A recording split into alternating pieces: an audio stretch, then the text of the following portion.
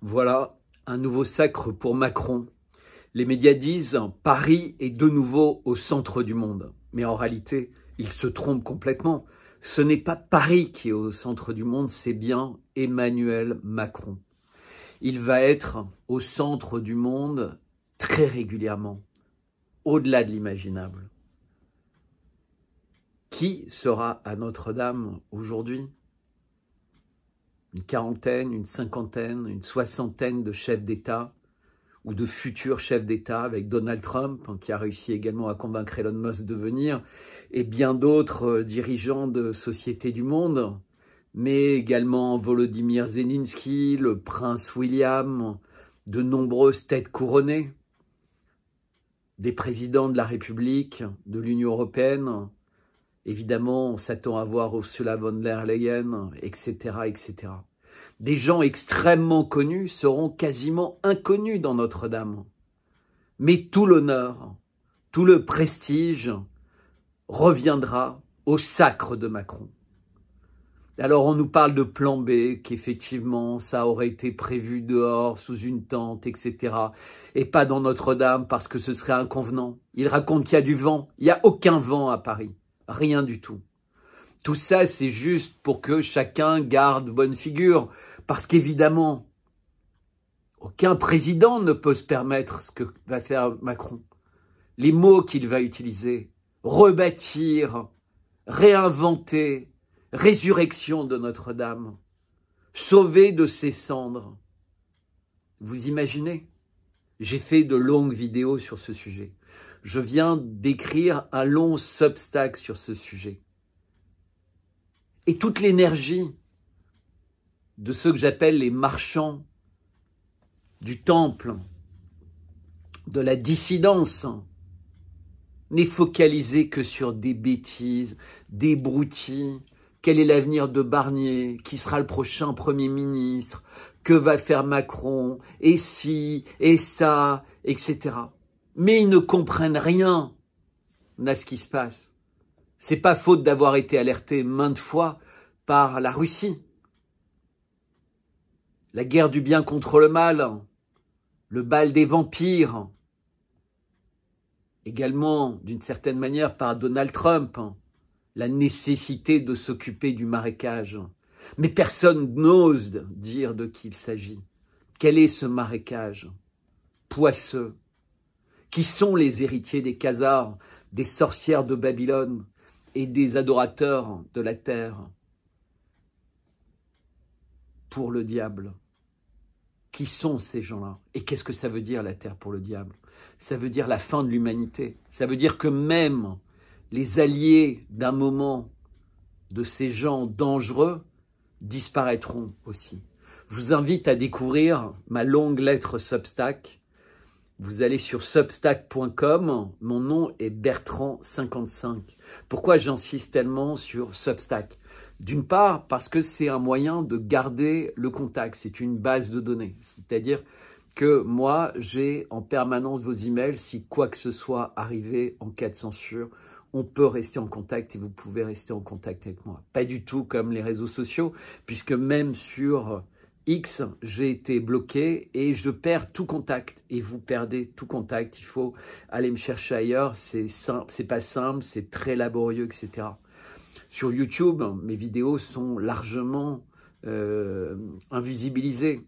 Une grande partie des gens qui sont abonnés me disent que régulièrement, ils ne sont plus abonnés ou qu'ils ne reçoivent pas les alertes, etc. Mais de toute façon, rien n'est fait pour mettre les vidéos en avant. Je viens de faire une vidéo de 3h20.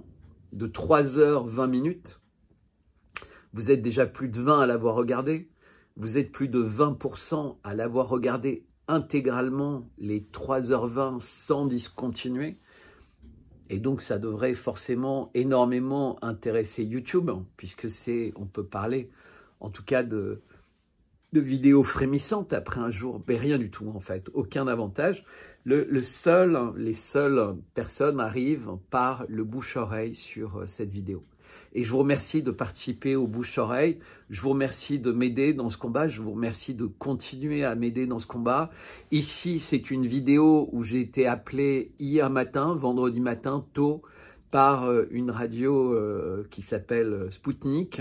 Et la question, c'était au sujet de l'entretien de Tucker Carlson avec Lavrov. Vous allez voir, c'est passionnant, c'est très très intéressant de s'intéresser à ça, puisqu'évidemment, dans l'actualité, il y a quand même des moments plus importants. Les discours des personnages essentiels. Et en France, je remarque qu'on n'entend jamais parler beaucoup de Xi Jinping. Mais dans les personnages essentiels, il y a évidemment Donald Trump, Xi Jinping, Elon Musk aussi qui fait des discours très importants, et les Russes, donc Vladimir Poutine, et également Ben Salman qui est intéressant. On va voir ce qui est en train de se passer en Syrie, on va beaucoup en entendre parler, on va également sans doute beaucoup entendre parler de la Roumanie et les risques d'arrestation du candidat qui était quasiment certain de gagner l'élection. Donc on se rend compte que l'Europe transforme les pays en son sein en des républiques bananières, et de toute façon l'Europe n'a aucun intérêt à avoir des chefs d'État plus ou moins importants, puisque c'est l'administration européenne qui décide de l'essentiel du destin des nations, et qui dit administration européenne dit présidente du Conseil de la Commission européenne, donc von der Leyen, mais en réalité elle agit au doigt et à l'œil selon les directives et les grandes lignes de Macron. Quelles seront donc les célébrités aujourd'hui? Ça n'a aucune importance. On assiste à un sacre. La seule chose qui a de l'importance, c'est d'essayer de prier, de retrouver le chemin de la foi, que vous soyez musulman, catholique, bouddhiste, juif, ce que vous voulez. L'important, c'est que vous ayez une foi réelle, une foi sincère en l'humanité et en le destin de l'humanité, parce qu'il est véritablement en danger. Et depuis 2019, on est sur ce qu'on pourrait appeler une autoroute de l'enfer. Donc, je vous invite à découvrir ma lettre Substack du jour, substack.com, et je suis Bertrand55. Vous pouvez également prendre l'application Substack, c'est aussi intéressant. Si vous en avez la possibilité, prenez un abonnement payant, pour moi c'est très important. Sinon, quoi qu'il arrive, partagez, discutez, ne consentez pas au diable.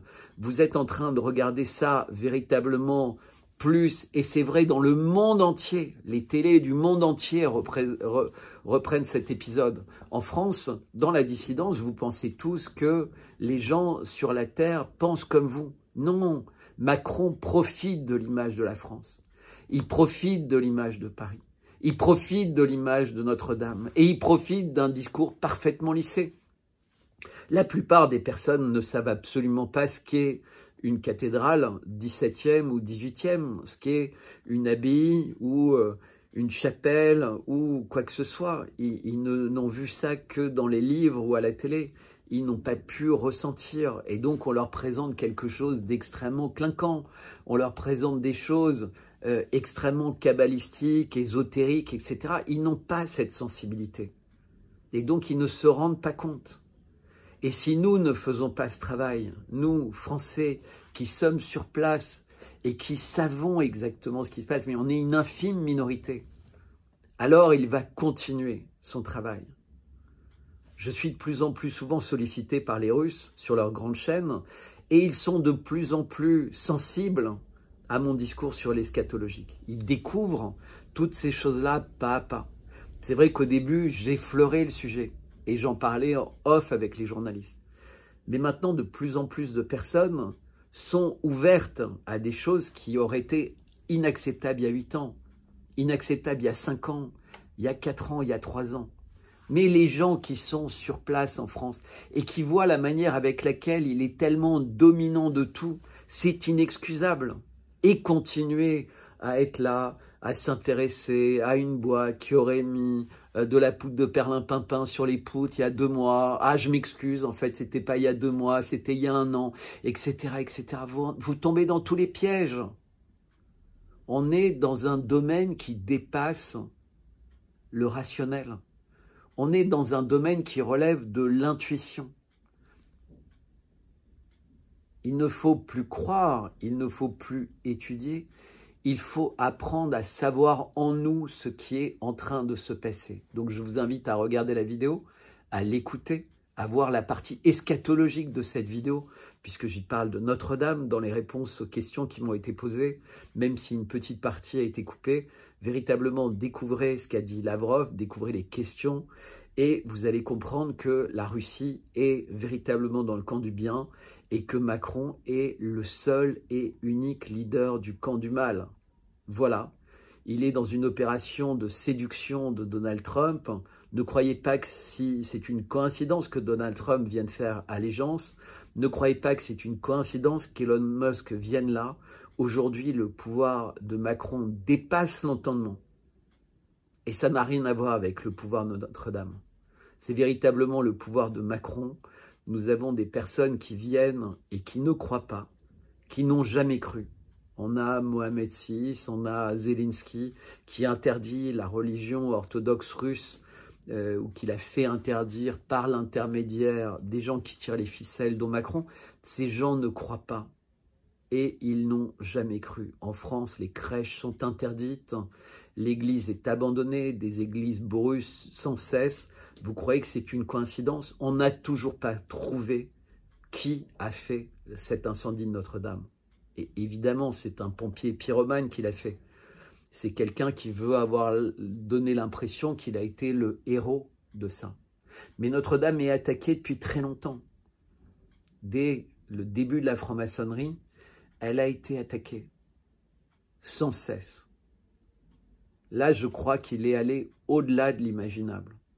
Il en a fait un temple du commerce, un temple du blasphème, un temple du sacrilège, et le sacrilège qui va jusqu'à tourner en dérision l'objet le plus essentiel des catholiques et des chrétiens, c'est la couronne d'épines qui a été en contact avec le Graal, avec le sang du Christ. J'insiste pas plus, s'il vous plaît, si vous en avez la possibilité, aidez-moi sur PayPal, inscrivez-vous à ma lettre Substack, partagez cette vidéo et je vous dis à très bientôt. Merci. Le problème avec Macron, ce n'est pas que c'est un bon ou un mauvais président, un bon chef de parti. Le problème, c'est qu'il est dans une autre dimension. Il est d'une autre nature. Il est transcendant. Regardez-le devant cette table rouge sang dont il a commandé immédiatement après son élection la mise en place sur ce meuble 18e, comme ce coq doré sur un encrier qui ressemble à un clocher qui peut rappeler Notre-Dame. Il était là, fébrile. Il avait tout en tête, les 2 iPhones, la page du nucléaire dans les mémoires de De Gaulle. Il n'est pas un mauvais président, il est le diable. Mesdames, Messieurs, je vous rappelle que vous écoutez Radio Sputnik Afrique et l'émission Zone de Contact, présentée par Anthony Lefebvre. Je salue celles et ceux qui viennent de nous rejoindre. Tucker Carlson s'est une nouvelle fois rendu à Moscou pour faire une nouvelle interview. Après Vladimir Poutine en février dernier, c'est cette fois-ci Sergei Lavrov qui a fait face aux journalistes américains. Le ministre russe des Affaires étrangères est notamment revenu sur le tir du nouveau missile russe Oreshnik. Selon lui, Moscou a voulu faire passer le message que la Russie était prête à tout faire pour protéger ses intérêts légitimes. Le chef de la diplomatie russe a assuré que la Russie ne voulait pas aggraver la situation, mais qu'étant donné que des missiles occidentaux, notamment des Attack-MS, sont utilisés pour frapper le territoire russe, Moscou envoie des signaux. Le message est que les États-Unis et les alliés des États-Unis, qui fournissent également ces armes à longue portée au régime de Kiev, doivent comprendre que nous serions prêts à utiliser tous les moyens pour ne pas leur permettre de remporter ce qu'ils appellent une défaite stratégique de la Russie. Les Occidentaux se battent pour conserver l'hégémonie sur le monde, sur n'importe quel pays, n'importe quelle région, n'importe quel continent. Nous nous battons pour nos intérêts légitimes en matière de sécurité. Les Occidentaux parlent, par exemple, des frontières de 1991. Lindsey Graham, qui a rendu visite à Volodymyr Zelensky il y a quelque temps, a déclaré sans ambages, en sa présence, que l'Ukraine est très riche en métaux rares. Nous ne pouvons pas laisser cette richesse aux Russes. Nous devons nous en emparer. Ils se battent pour le régime qui est prêt à vendre ou à donner à l'Occident toutes les ressources naturelles et humaines. Nous nous battons pour les personnes qui vivent sur ces terres, dont les ancêtres ont développé ces terres, ont construit des villes et des usines pendant des siècles et des siècles. Nous nous soucions des gens, pas pas des ressources naturelles que quelqu'un aux États-Unis voudrait conserver et dont les Ukrainiens ne seraient que les serviteurs, assis sur ces ressources naturelles. Le message que nous voulions envoyer en testant ce système hypersonique en conditions réelles est donc que nous serons prêts à tout faire pour défendre nos intérêts légitimes. Nous détestons même penser à une guerre avec les États-Unis qui aurait un caractère nucléaire. Notre doctrine militaire dit que le plus important est d'éviter une guerre nucléaire. C'est d'ailleurs nous qui avons lancé, en janvier 2022, le message, la déclaration commune des dirigeants des 5 membres permanents du Conseil de sécurité, disant que nous ferons tout pour éviter toute confrontation entre nous, en reconnaissant et en respectant les intérêts et les préoccupations de chacun en matière de sécurité. C'était notre initiative. Les intérêts de la Russie en matière de sécurité ont été totalement ignorés lorsqu'ils ont rejeté à peu près au même moment la proposition de conclure un traité sur les garanties de sécurité pour la Russie, pour l'Ukraine, dans le contexte de leur coexistence et dans le contexte où l'Ukraine ne serait jamais membre de l'OTAN ou de tout autre bloc militaire. Ces intérêts de la Russie en matière de sécurité ont été présentés à l'Occident, à l'OTAN et aux États-Unis en décembre 2021. Nous en avons discuté à plusieurs reprises, notamment lors de ma réunion avec Anthony Blinken à Genève en janvier 2022. Et cela a été rejeté. Nous souhaitons éviter tout malentendu. Et comme certaines personnes à Washington, à Londres, à Bruxelles ne semblent pas être en mesure de comprendre, nous enverrons des messages supplémentaires s'ils ne tirent pas les conclusions nécessaires. Le ministre russe des Affaires étrangères a aussi comparé l'Ukraine à l'Afrique coloniale et je vous propose d'écouter tout de suite ce morceau de l'interview du chef de la diplomatie russe. Vous savez, le droit à l'autodétermination est la base juridique internationale du processus de décolonisation qui s'est déroulé en Afrique sur la base de ce principe de la charte. Les peuples des colonies n'ont jamais traité les puissances coloniales, les maîtres coloniaux, comme quelqu'un qui les représentait, comme quelqu'un qu'ils voulaient voir dans les structures qui gouvernaient ces terres. De la même manière, les peuples de l'Est et du Sud de l'Ukraine, les peuples du Donbass et de la Novorossiya, ne considèrent pas le régime de Zelensky comme quelque chose qui représente leurs intérêts. Comment peut-il les représenter alors que leur culture, leur langue, leur tradition, leur religion, tout cela leur a été interdit? En ce qui concerne les relations avec les États-Unis, Sergueï Lavrov a assuré qu'officiellement, Moscou n'était pas en guerre contre Washington et que ce qui se passait en Ukraine était une guerre hybride. Sur le règlement du conflit en Ukraine, le chef de la diplomatie russe a déclaré que celui-ci devait prendre en compte l'intégration de 4 régions au sein de la Fédération de Russie, ainsi que l'abrogation de toutes les lois russophobes en Ukraine. Nous ne parlons pas d'exterminer la population de qui que ce soit. Ce n'est pas nous qui avons commencé cette guerre. Nous n'avons pas l'intention de détruire le peuple ukrainien. Ce sont des frères et des sœurs du peuple russe. Et enfin, Sergueï Lavrov a qualifié Donald Trump, le nouveau président américain, d'homme fort qui veut obtenir des résultats et qui n'aime pas remettre les choses à plus tard. Toutefois, selon lui, cela ne veut pas dire que Trump est un pro-russe. Au micro de Spoutnik Afrique, l'analyste français Bertrand Scholler est revenu sur les points clés de cette interview. Le célèbre journaliste américain Tucker Carlson a fait une interview avec le chef de la diplomatie russe, Sergueï Lavrov. Pensez-vous que ce genre d'échange contribue à ouvrir un dialogue international ou au contraire exacerbe davantage les divisions? Comme s'il parlait à quelqu'un qui arrive sur Terre aujourd'hui et qui n'a aucune idée de ce qui se passe, qui n'entend que le brouhaha des médias qui disent que c'est la faute de l'Iran, Vladimir Poutine est un tyran, la Russie agit comme, etc. Enfin, vous savez tout ce qui se passe aux États-Unis.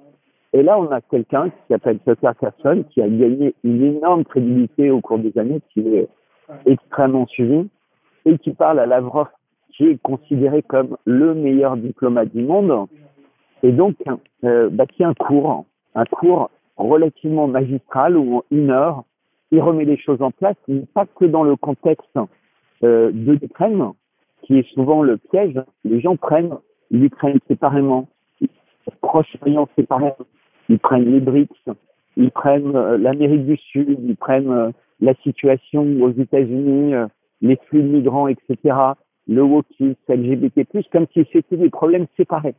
Et ce que réussit à faire Lavrov avec Carlson, c'est qu'il montre que tout est lié et que la Russie n'arrête pas de prévenir sur des risques qui invariablement se produisent.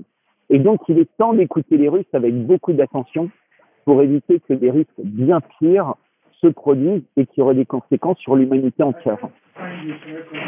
L'interview de Lavrov a commencé par la discussion de la situation autour de l'Ukraine. Sergueï Lavrov a souligné que la Russie ne veut pas aggraver la situation, mais, je cite, « puisque l'ATACMS et d'autres armes à longue portée sont utilisées contre le territoire russe d'avant le conflit avec l'Ukraine, nous envoyons des signaux. » Il s'est référé notamment sur le tir de ce nouveau système d'armes appelé Oreshnik. En testant l'Oreshnik, la Russie a voulu montrer à l'Occident qu'elle ferait tout pour protéger ses intérêts. Pensez-vous que le conflit en Ukraine a atteint ainsi le point le plus intense des tensions et surtout, est-ce que l'Occident a compris finalement les signaux envoyés par Moscou? Alors, depuis le début du conflit, qui date en réalité tout de suite des années 90, qui s'aggrave véritablement en 2004, 2014, tout ce qui explique très bien Lavrov, il y a eu beaucoup de signaux russes sur cette politique d'escalade pas à pas par les Occidentaux. Parce qu'en fait, on n'arrive pas aux attaques MS d'un seul coup, on y est arrivé après l'envoi d'armes. Et là, il n'y a plus aucun doute sur le fait que la mise en œuvre de tels équipements nécessite l'implication complète de l'OTAN et de ses moyens de communication. Et donc, effectivement, c'est le signal le plus fort qu'envoie la Russie, qui dit cette fois-ci, vous ne pouvez plus dire que vous n'êtes pas impliqué directement dans une guerre contre nous. Il ne s'agit plus d'opérations hybrides avec des sanctions, avec de la censure, avec tous les désagréments entre guillemets que vous faites. Là, vous agissez directement pour détruire des infrastructures dans le territoire russe sanctuarisé, non contesté, mais également à destination de populations civiles. Et on ne pourra pas accepter ça. C'est-à-dire que s'il y a une seule bavure, notre réaction sera symétrique, entre guillemets. En fait, c'est même pas symétrique, c'est asymétrique que la Russie dit. Et donc, la première asymétrie suite aux premières vagues de missiles attaques MS, ça a été effectivement ce test en situation de guerre d'un missile balistique sans charge et sans charge nucléaire. Mais Lavrov a confirmé que les Russes avaient prévenu les Américains que c'était un missile sans charge et que c'était uniquement un test ni charge nucléaire, ni charge conventionnelle, et qu'il n'y avait pas d'inquiétude à avoir. Et bien, dans la foulée, qu'est-ce qu'ont fait les Américains et les Occidentaux? Ils ont lancé des vagues de sanctions, de terrorisme, et ils ont accentué la pression, par exemple en Géorgie, sur une révolution de couleur. Et donc, quand les Russes essaient d'être dans le bon sens, dans le conventionnel, les Occidentaux utilisent le terrorisme, la subversion, le vol, les sanctions, etc.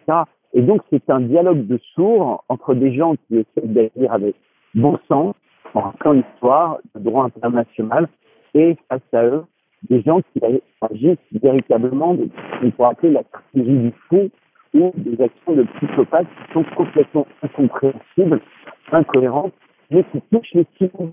Les Russes ne touchent pas les civils.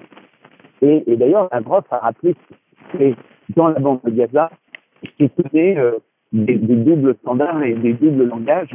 Quand il s'agissait de la Russie, c'était le tir de tir. Et quand il s'agit d'Israël, alors tout est normal, parce que Israël aurait le droit de défendre.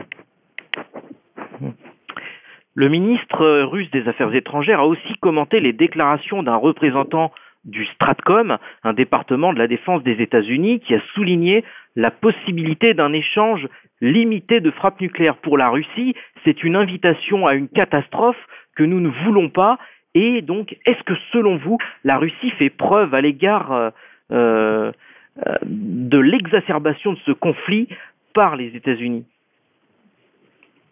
Alors, effectivement, le conflit est exacerbé, mais pas que par les États-Unis. La France en particulier et l'Angleterre dans une moindre mesure ont également un rôle, et je dis bien la France, parce que le premier qui a cité le nucléaire, c'était Emmanuel Macron. Le premier qui a cité l'envoi des troupes au sol, c'était Emmanuel Macron.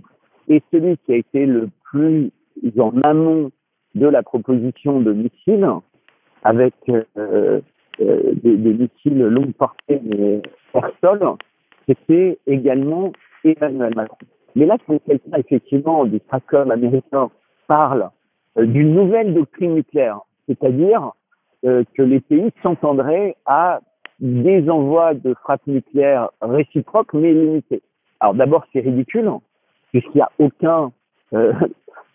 ça n'a pas de sens, il n'y a pas d'accord dans ce sens, et ça décrit, c'est un peu, vous savez, comme dans les bars, où vous avez deux personnes qui sont face à face, et puis il y en a un qui donne un coup de poing à l'autre, et puis s'ils ne tombent pas dans les pommes, bah, l'autre lui donne un coup de poing, et puis il y en a un qui tombe dans les pommes.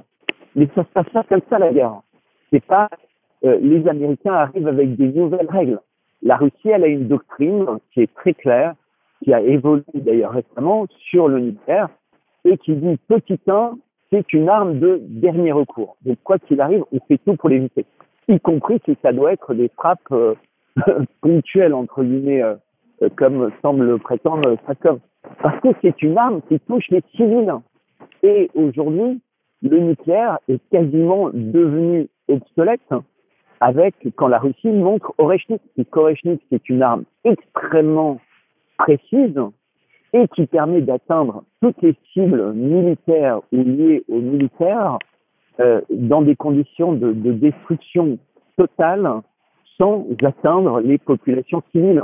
Ce qui montre véritablement non seulement la patience des Russes, mais la stratégie des Russes en termes d'équipement militaire. C'est-à-dire qu'ils ont réussi à trouver une solution à l'escalade et à la prolifération nucléaire. Le ministre a souligné que les États-Unis ont rejeté durant plusieurs rencontres la proposition russe de conclure un traité sur les garanties de sécurité pour la Russie et l'Ukraine, sur leur coexistence, mais aussi sur le fait que l'Ukraine ne sera jamais membre de l'OTAN. À quoi jouent les Occidentaux en prolongeant ces tensions entre Kiev et Moscou?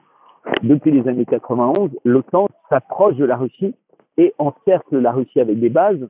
Ils ont même essayé de faire la même chose avec le Kazakhstan, avec le Kyrgyzstan. Partout, il y a cette volonté véritablement de faire du mal à la Russie ou en tout cas d'affaiblir la Russie en l'encerclant. Mais la Russie a laissé faire, entre guillemets, en affirmant toujours que l'Ukraine était une ligne rouge, là, qui serait intolérable.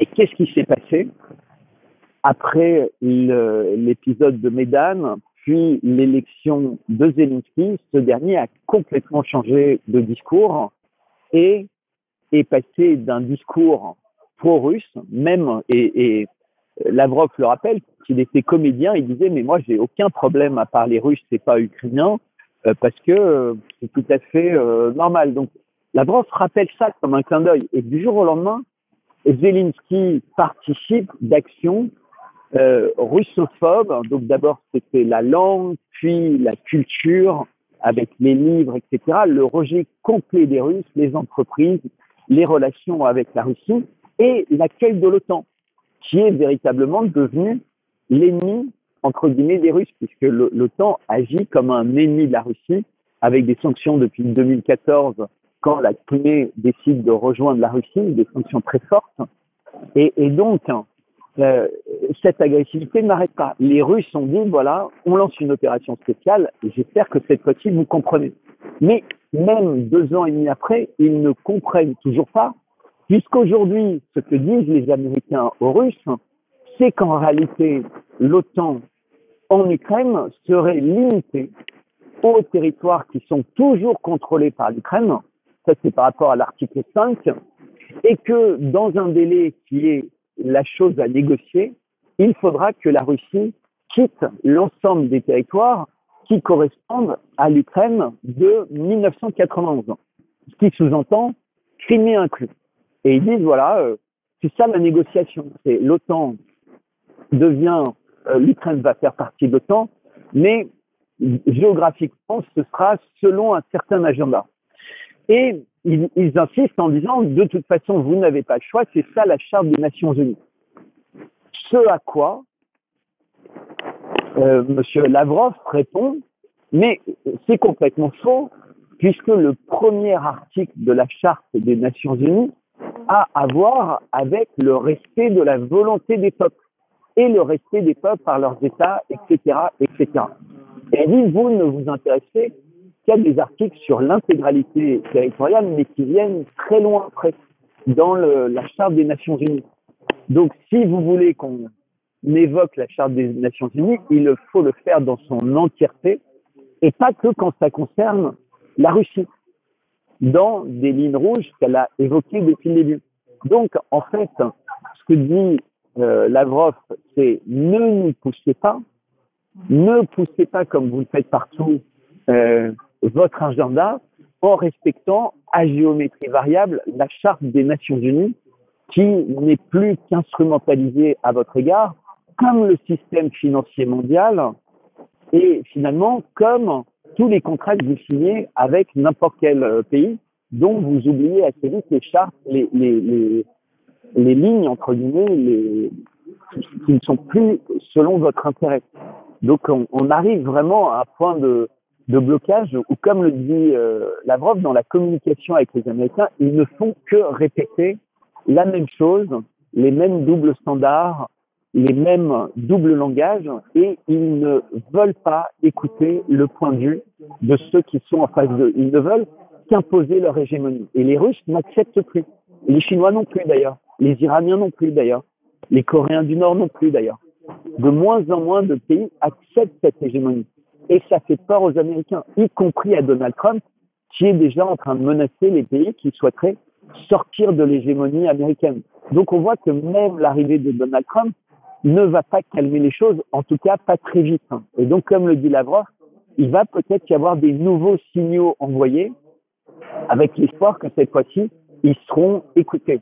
Mais il a dit clairement que des nouveaux signaux allaient être envoyés. Le dernier signal, ça s'appelait Oreshnik. Je ne sais pas comment s'appellera le prochain. Juste avant l'annonce de cette interview, Tucker Carlson a déclaré qu'il avait demandé à plusieurs reprises durant cette année de faire une interview avec le président ukrainien Volodymyr Zelensky. Mais l'ambassade américaine en Ukraine a conseillé au président ukrainien de ne pas le faire et d'accorder plutôt une interview à CNN. Pourquoi les autorités américaines ont-elles un contrôle sur les interviews de Zelensky, et notamment pourquoi, à votre avis, est-ce qu'elles ont bloqué cette interview avec Tucker Carlson, qui pour rappel est un journaliste américain? Alors, premièrement, on sait clairement depuis 2014, puisqu'il y a eu une conversation qui a chuté, que les Américains ont dépensé des milliards pour s'attribuer le contrôle de l'Ukraine, le contrôle de la politique ukrainienne, mais également le contrôle de l'économie ukrainienne. D'ailleurs, le sénateur Lindsey Graham, qui est cité dans son interview par Lavrov, ne dit pas autre chose que il faut que l'Ukraine se batte parce que dans son territoire, il y a énormément de ressources, dont des terres rares, et il faut, entre guillemets, que ces terres rares puissent bénéficier aux Américains et pas aux Russes. Et donc, il dit clairement, tuez-vous, sacrifiez-vous, parce que votre sang va permettre aux Américains d'être plus riches. Donc, on a véritablement ce cynisme. Donc, les Américains ne cachent pas leur jeu. Les Américains, ils sont pas dans quelque chose d'eschatologique, entre guillemets, puisqu'on sait que l'eschatologie est importante en ce moment. Il n'y a qu'à regarder ce qui se passe en France avec les cérémonies des Jeux Olympiques, la réouverture de Notre-Dame, etc. On a quelque chose d'eschatologique, mais ils veulent contrôler, en revanche, la pensée des gens. Et il est clair que les journalistes de CNN sont beaucoup plus compatibles avec l'agenda du département d'État américain que ne l'est un journaliste comme Tucker Carlson, qui s'est fait virer de Fox News, qui était peut-être la grande chaîne américaine la plus éloignée de l'agenda du département américain version Biden. Et donc, c'est clair qu'une interview de Tucker Carlson avec Zelensky, ce sera une interview où Tucker Carlson ne mâchera pas ses questions qui mettront en difficulté un Zelensky qui est quand même quelqu'un qui est programmé pour répondre à un certain type de questions. Une fois interrogé sur la personnalité de Donald Trump, Sergei Lavrov a dit que pour lui, il s'agit d'une personne forte qui veut obtenir des résultats et qu'il n'aime pas remettre les choses à plus tard. Mais cela ne signifie pas que Trump est pro-russe, en notant le nombre record de sanctions anti-russes qui a été adopté durant son premier mandat. À votre avis, l'arrivée de Donald Trump au pouvoir va-t-elle finalement bousculer le conflit en Ukraine et en général les relations entre la Russie et l'Occident, et surtout, dans quelle direction?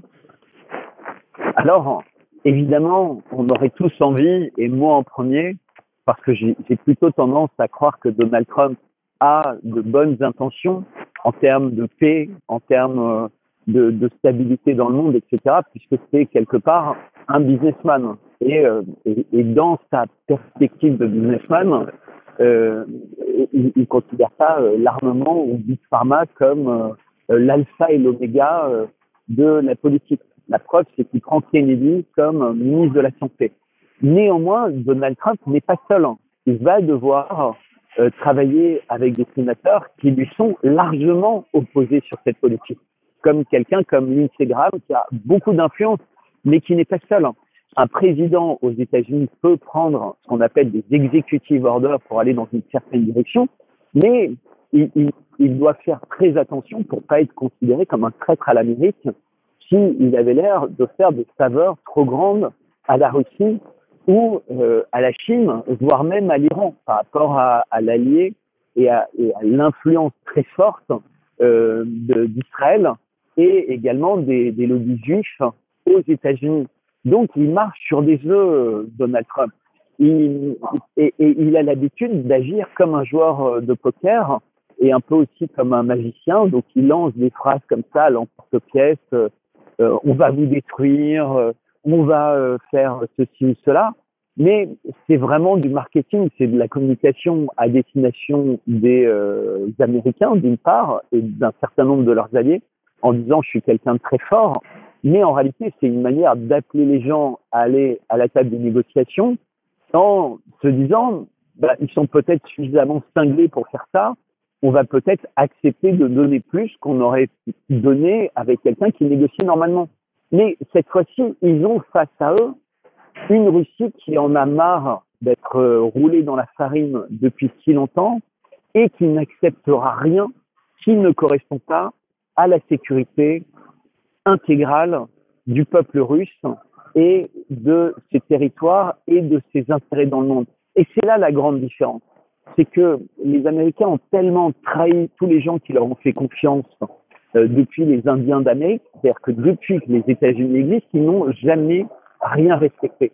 Que cette fois-ci, les Russes n'accepteront aucun accord qui ne sert que comme Minsk, par exemple, à préparer l'Ukraine à une guerre beaucoup plus violente qui dépasse le cadre des républiques du Donbass, mais qui intégrait du territoire russe, dont la Crimée. Donc Donald Trump ne va pas pouvoir résoudre à grande vitesse les problèmes, de la même manière que Vladimir Poutine, quand il a été élu, il lui a fallu plus que 20 ans pour en arriver à une situation où vraiment la Russie est devenue un pays fier de lui-même et qui peut avancer raisonnablement, sans être belliqueux avec personne, sans être agressif avec personne, mais en développant son industrie, en développant son agriculture, son système de santé, son système aussi d'armement pour se protéger et son système éducatif, et en ayant maintenant des accords avec d'autres pays au sein des BRICS. L'étape suivante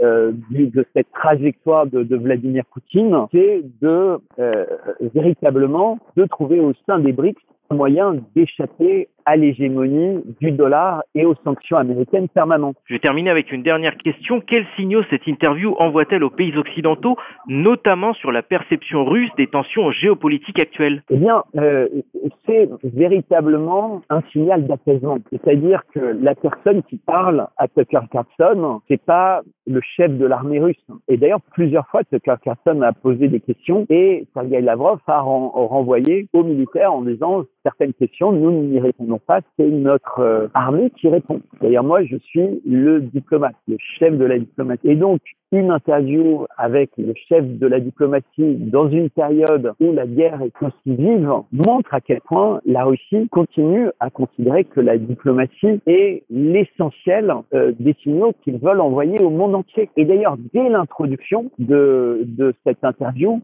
Sergueï Lavrov a dit nous considérons avec beaucoup de valeurs le peuple américain, la créativité américaine, que l'Amérique a apporté au monde, etc. Et on n'a pas du tout l'intention d'être à nouveau dans un système de blocs.